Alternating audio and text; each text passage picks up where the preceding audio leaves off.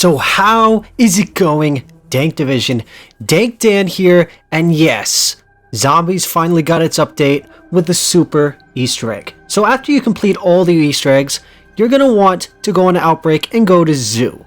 Specifically, this nice little spot that the arrow is pointing at. When you get there, you are just going to happen to come across a bunch of pillars. So while working my way over there, it's also worth noting that Outbreak has gotten a little bit of an overhaul. One, the fact that we actually have it that Outbreak Collapse mode exists, in which case you survive for 10 minutes of absolute mayhem. As well as, let's put it this way, the Abomination is now an Outbreak. The three-headed menace that we all love to hate in Forsaken is now a part of things, and you can't use the wonderful wonder weapon from Forsaken to take it down. Oh, by the way, it can also be the high-value target in the Eliminate objective.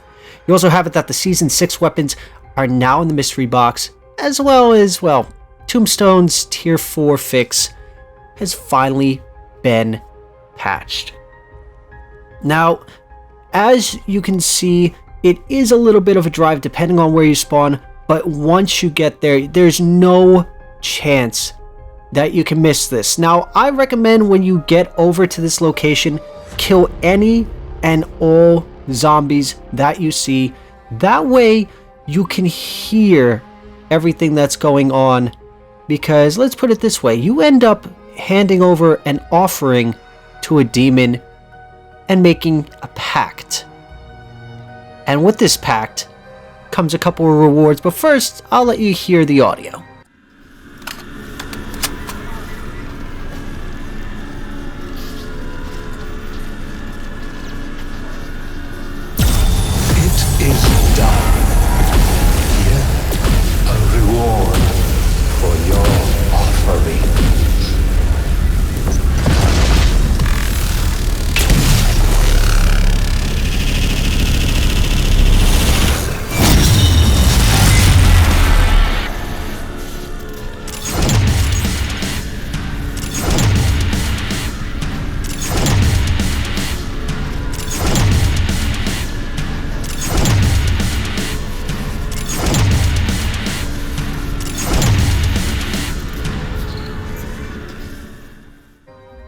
Now, at this moment, it's up for debate who that voice is that we hear, but it's also worth noting you can turn off the reward that it hands you at any point in time. What's intriguing is it starts you off with an epic weapon whenever you pick your loadout, so the next time you load in, you'll actually have your weapon start at epic.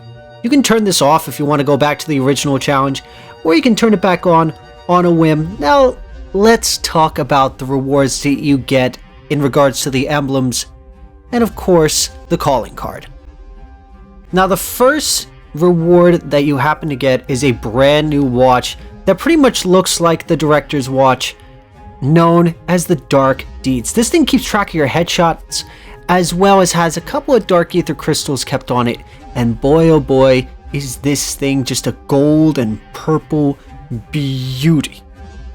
Now, it gets better. You do get at least a couple other things. No, sadly, there's no charms, there's no new weapon blueprint, but you do walk away with, of course, the Pact calling card, which shows a very young Maxis and makes me question quite a few things about the origins of this calling card. Now, let's move on to the emblems. Now, in regards to the emblems, all they really give you is the images that were used for the missions. That, of course, being every major operator. I mean, hell, you got Valentina, you got Maxis, you've got Ravenov, you have Strauss, Klaus, Peck, which I know there's a shit ton of you that love Peck. I mean, Raptor 1. The only one that I really hate that's missing is the Forsaken. But to be perfectly honest, a lot of people were complaining that this wasn't enough for zombies, but hey, it's something. It made you come back to zombies, and it made you honestly go back to having a little bit of fun, given where we're at in regards to where zombies is at. Now, there is one last location, as I'm sure you're seeing me playing on the map Ruka. And this is one of the masks that just happens to be lying around. And I question if there's more of them, but I'll let the audio play out real quick.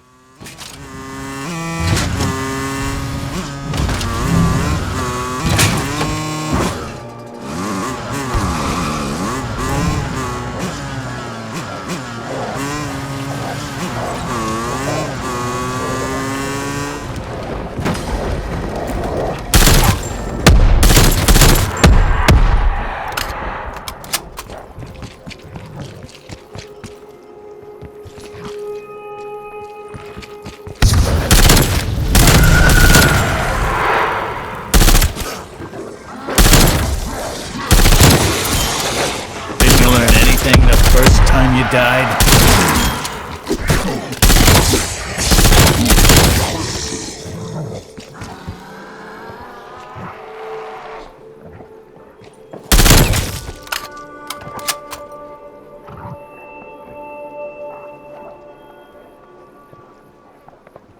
Return to us.